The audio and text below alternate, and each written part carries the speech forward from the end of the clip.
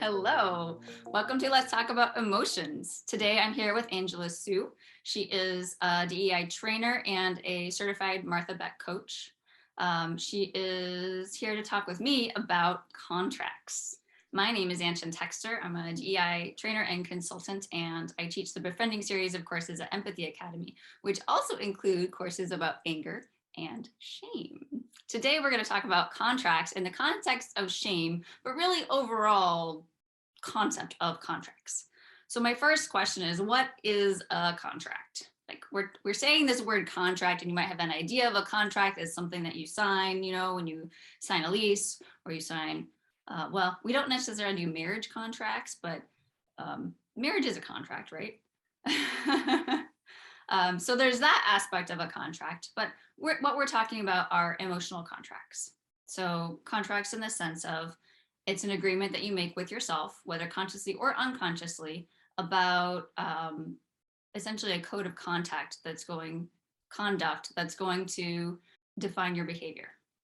So Angela, let's talk about contracts. And if you have anything to add to that definition of contracts, please add this. Well, what I would say about contracts, I think you mostly covered it. Where they sort of give us a hiccup, I think many times, is when they're so connected to our beliefs, and we build them. So that belief ideal, and then how we behave from there, it's a contract. And I think a lot of people don't really realize they've made contracts or they've absorbed contracts, either from their growing up or society, whatnot. But yeah, it's sort of how the agreement we've made, whether consciously or unconsciously, how we're going to behave in certain situations and then given certain pieces of information and ideas. Yeah. So an example of a contract, a really common one is I agree to treat people who are older than me with respect. Like, it's an automatic thing, especially if they have visible white hair or walk with a cane. Like, I'm going to take extra precautions and extra measures with people who are not as able-bodied as I am, so that I can show them respect. Absolutely. Manners are a contract, one that we're taught very young, and we learn, from our parents. As you said, treating older people with respect is a form of a manner that we've societally agreed is an appropriate behavior. Right. So that's a really basic one. Immediately when I thought about contracts and a really common contract, this is something that I've dealt with myself, that I hear about from students and clients, is the contract, which is connected to the belief that I'm not good enough. Mm. So the belief I'm not good enough can have all sorts of contracts, like I have to give everybody else what they want before I can have what I want. Or I have to prove myself by being perfect so that I can be good enough. Yes, performance, performative love. I'm only good enough if I perform to a certain way or level. Right. So corollary. Being able to identify that you have a contract is the key to work with them consciously.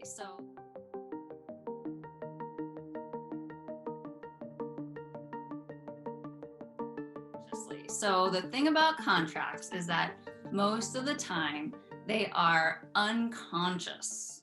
And most of the time, a lot of the time, that's very handy, because having to consciously work out the steps of, okay, well, do I want to open the door for this person or not?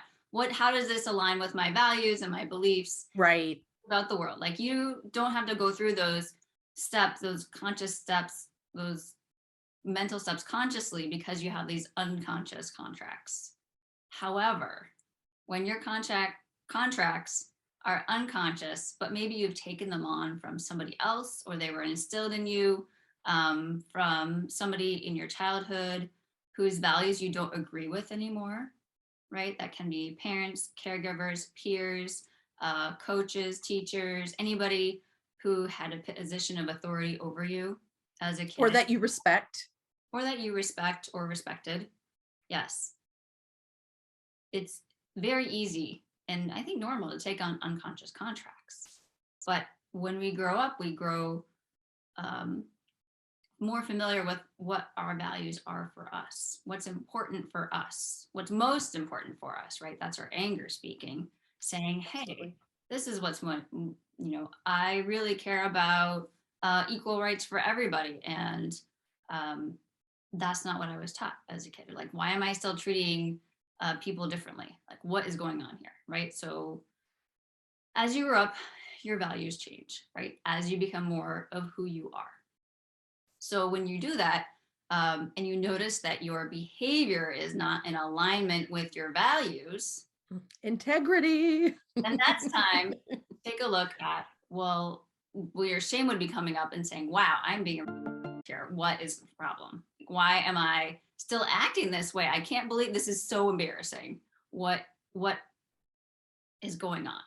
And that's when you can look at your contracts and say, okay, well, what contract, what idea or belief do I have? What agreement have I made that is driving me to continue this behavior?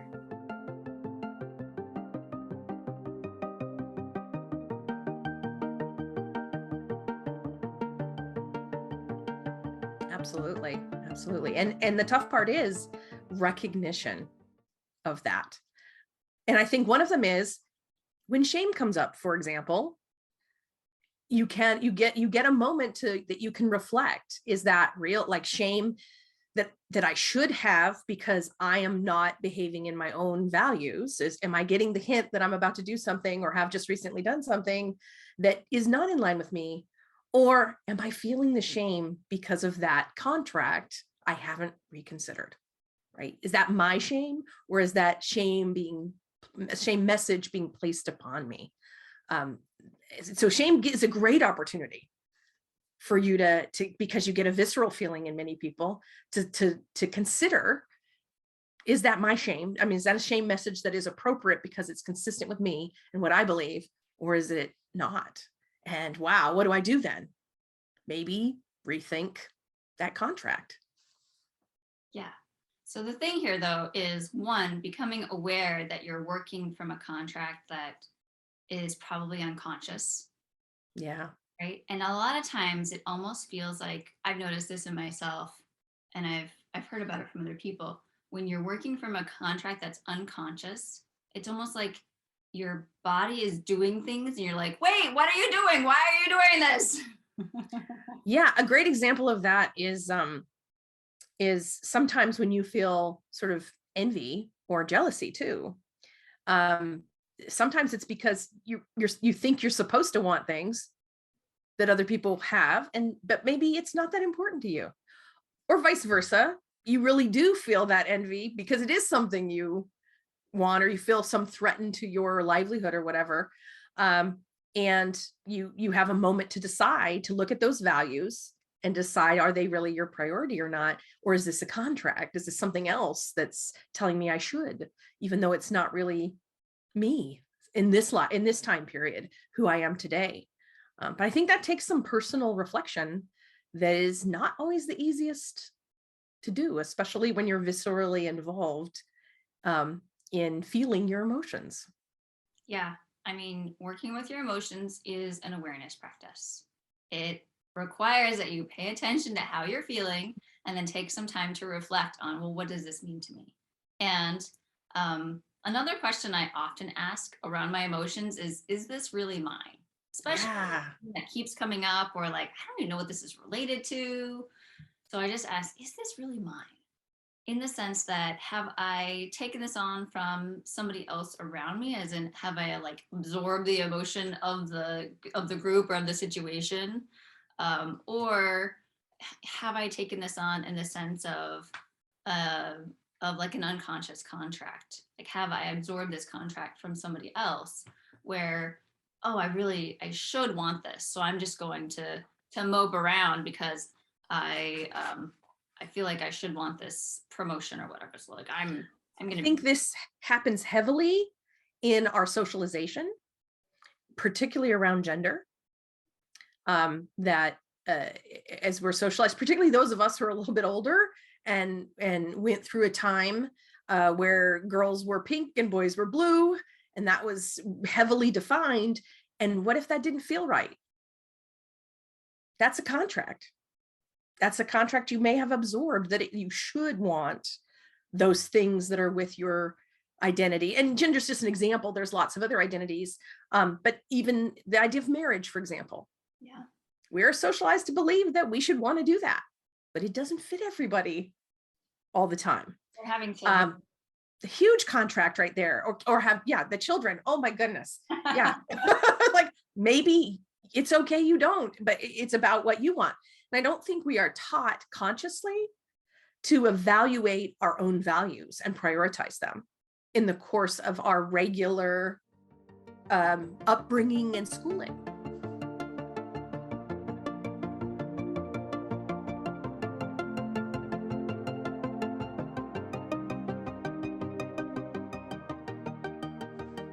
And I think that's a big key. Once you get old enough or evolved enough to be tired of living in other people's contracts, which I think a lot of us get to at various points in our life, and then you go, wait a minute, I don't want this. I have this thing that I was told was going to make me happy. I think that's where a lot of people notice it. And you wake up one day or many days, and it doesn't. Yeah. Hello, situational depression. Yes, absolutely. You keep waking up, you keep thinking, this should make me happy, but it doesn't. Yeah, this is not who I want to be. This is not what I want to be doing. And again, I think we get there partly because we absorb contracts because of socialization and or a number of other things, and we aren't conscious about them. But the good news is, once you become aware of them, there's all kinds of things you could do about it. Yeah, like, let's talk about some of those things you can do about contracts once you're like, hey, what is this contract?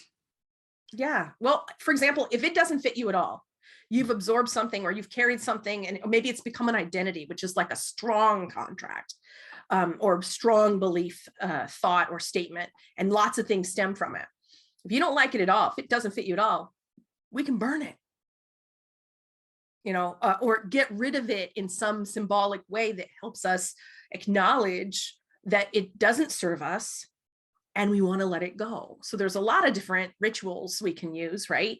And in DEI, we teach a lot of that. But in particular, burning contracts is the main one that comes to mind.